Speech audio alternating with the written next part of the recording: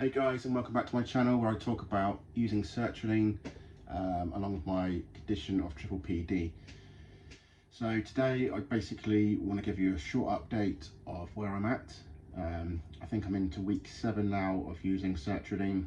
For the first 2 weeks I was on half a tablet, so 25 mils, followed by a full tablet, so 50 mils for the last 5 weeks or so.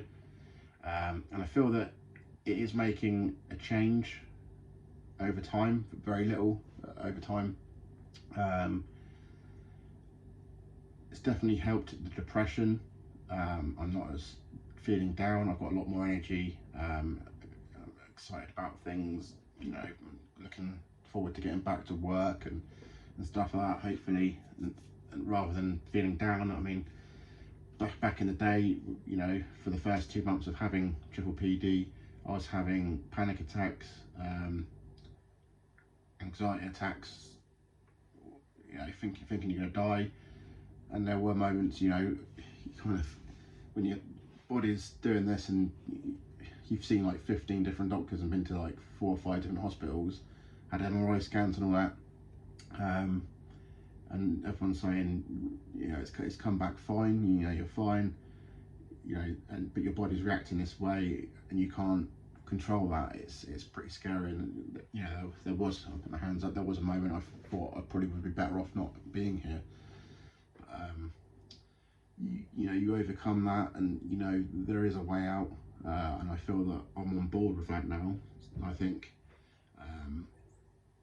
as I said, my depression has improved. I had borderline depression without knowing that before COVID, but I think overall that has improved.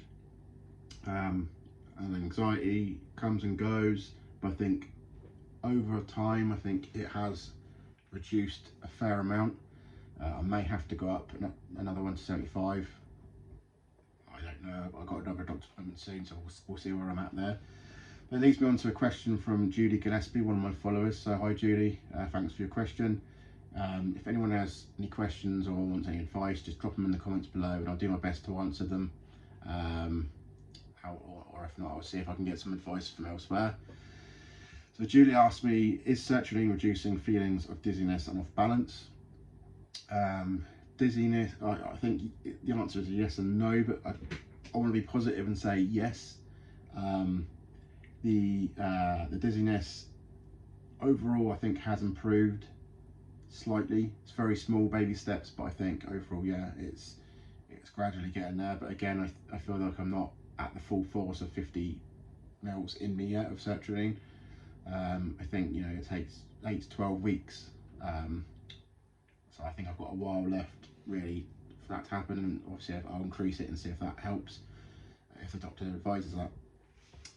But the off balance, I would say, yeah, there was moments I felt like I was on a boat rocking around, but I think that has subsided a bit. So overall I think yes, it is helping, for sure. Again, even if it's just the positivity from the depression rising and letting me relax a little bit more. I think at the same time, I think it's a full-on different pronged approach. There's different ways of doing things at the same time. I think the chronic stress I had when I was working, I mean, I was on my own for a week, after 2 weeks coming back from COVID, still absolutely knackered, and I was on my own and I felt like I was doing a job that was probably meant for 4 people. And it was, as I said in my previous videos, it was a time when I was really knackered. There was just so much going on in my life, and it was really stressful and hectic, and it was just, I guess that's why you call it, it was a nervous breakdown. It was a nervous system breakdown. I was stuck in this fight and flight, and I've been there ever since. This is hence the PPPD, and the nervous system dysregulation thing. So I think, yeah, I think when I go back to work, I think, or in my life in general, I think I'm not going to let things stress me out. I think I took on board too much, and I overthought things, and I stressed myself out about silly things, where I think just now on, I think, you know, if something can't be done by myself, it can't be done. and you know, either I get help with someone else or whatever. But I think, you know, I think in the workplace anyway now it's in a better place. I think when I do go back, it's going to be great. So I'm looking forward to that. It's just got to be positive. What else do I really want to talk about here? I think I linked it in one of my previous videos. There's a channel called The Steady Coach. So Dr. Unique Arthur recently in the last few days has been talking to another doctor. I can't remember, I think his name's John. I can't quite remember. But basically, that podcast was absolutely brilliant, and you guys need to go and check it out. It's basically, he talks about chronic pain as well as dizziness. I mean, it's all limited. It's a neural circuit breakdown situation, basically, where you can rewire, recircuit your brain to correct the false information it's receiving.